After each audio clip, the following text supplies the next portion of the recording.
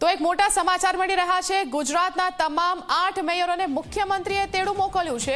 8 મહાનગરપાલિકાના કમિશનરને પણ હાજર રહેવા સૂચના આપવામાં આવી છે અને આ સાથે સ્ટેન્ડિંગ કમિટી ચેરમેનને પણ હાજર રહેવા મુખ્યમંત્રીની સૂચના છે।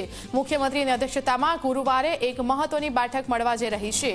ગુરુવારે બપોરે 12 કલાકે તમામને હાજર રહેવા સૂચના આપવામાં આવી છે। મહાનગરપાલિકાના વિકાસ કાર્યોની સમીક્ષા માટે બેઠક હોવાનો સૂત્રોનો દાવો છે।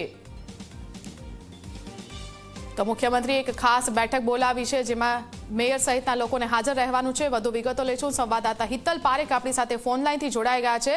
હિતલ, કેટલીક મહાનગરપાલિકાઓની ચૂંટણી નજીક આવી રહી છે ત્યારે મુખ્યમંત્રીએ બોલાવેલી આ બેઠક કેટલી મહત્વની?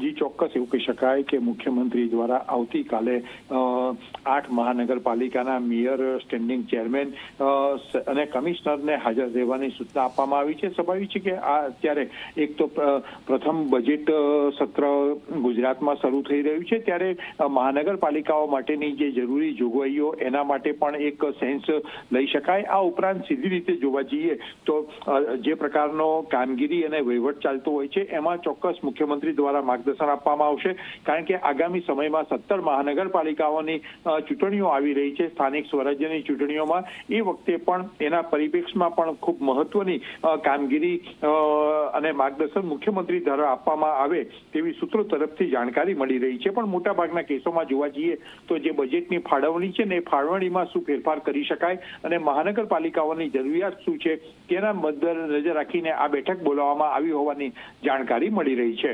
જી હિતલ, આભાર આપનો માહિતી આપવા બદલ। તો ગુજરાતના તમામ 8 મેયરોને મુખ્યમંત્રીએ તેડું મોકલ્યું છે।